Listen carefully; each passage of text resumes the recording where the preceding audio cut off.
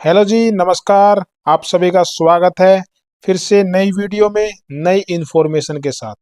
साथियों, अक्सर होता क्या है, जब भी कोई बुखार होता है, मलेरिया होता है या डेंगू होता है, तो उस समय क्या होता है, नारियल पानी पिलाओ, कीवी फल का सेवन करवाओ, बकरी का दूध पिलाओ।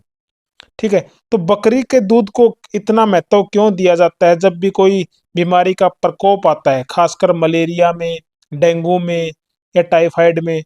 तो पीछे भी हमने देखा था, जब डेंगू का प्रकोप हुआ था तो बकरी के दूध के लिए मारामारी मची हुई थी।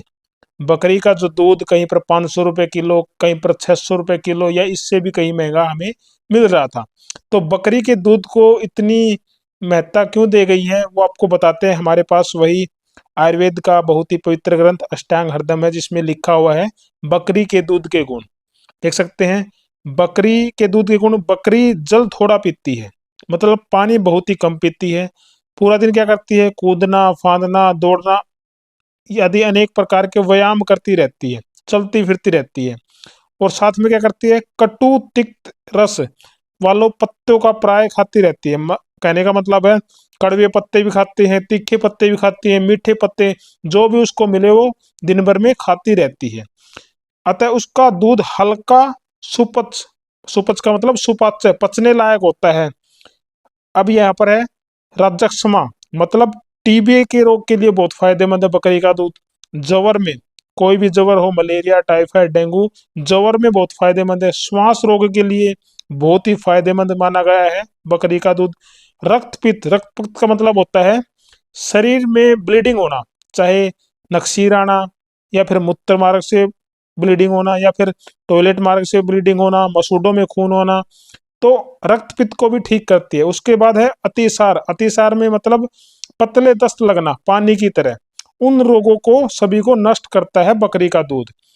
इसमें वक्तव्य में लिखा है, बकरी समय में राजक्षमा, राजक्षमा का मतलब टीबी चिकित्सा की एक प्रयोगशाला है। इतना बड़ा महत्व दिया गया है बकरी के दूध को। अभी चरक टीकाकार चक्रपाणी ने एक बुक लिखी है, चक्रदत्त। इसमें एक प्रयोग बताया गया है, इसका मैं आपको बताता हूँ। इसमें बकरी का मांस, जो कि हम इसको आपको बकरी के मांस की खाने की सलाह नहीं देते। उसके बाद चीनी मिला हुआ बकरी का दूध बहुत फायदेमंद है। बकरी का घी, बकरियों के बीच में रहना, इन्हीं के बीच में सोना, इन्हीं की मैं सुनना टीबी के लिए बहुत फायदेमंद है। जिनको टीबी की समस्या है, राज्यक्षमा है, तो बकरी का दूध पिए, बकरी का घी खाए, बकरियों के बीच में रहे, उनके ऊपर हाथ फेरे, उन्हीं के बीच में सो जाए, उनके ही जो आवाज होती है मैं करती रहती है, उन्हीं की आवाज सुनते रहे, तो बहुत फायदा करती है। और इसके बाद एक उदाहरण भी दिया गया है, देखिए, बहुत ही बढ़िया उदाहरण है।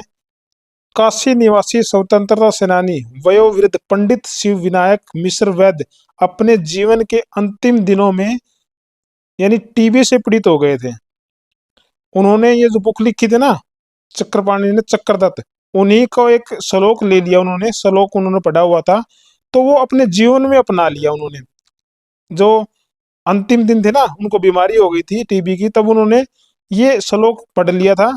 और बकरियों को उन्होंने पूरा एक उनका बकरियों का दूध पिया, उनका घी खाया, उनका बीच में रहे, उनके बीच में सोए, यानी पूर्ण तरीके से बकरियों को अपने अनुसार ढाल लिया था।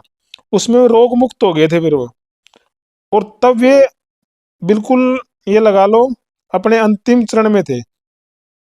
तो उन्होंने बकरियों के बीच में रहना शुरू कर दिया। और जो आसपास के, जो मान लो अपने अड़ोसी पड़ोसी, जो उनको जान पहचान वाले थे, क्योंकि वैदगिरी तो करते थे, तो उन्होंने बकरिया वैद के नाम से प्रसिद्ध हो गए थे वो। और उनका स्वर्गवास था वो 1976 में हुआ था। ये स्वतंत्रता संग्राम के बाद आयुर्वेद के जीवंत सेनानी के एक प्रहरी थे। और उन्होंने बीच में, मैंने मना किया ना बकरी का मांस नहीं खाना है, तो इन्होंने ये बकरी का मांस नहीं खाते थे।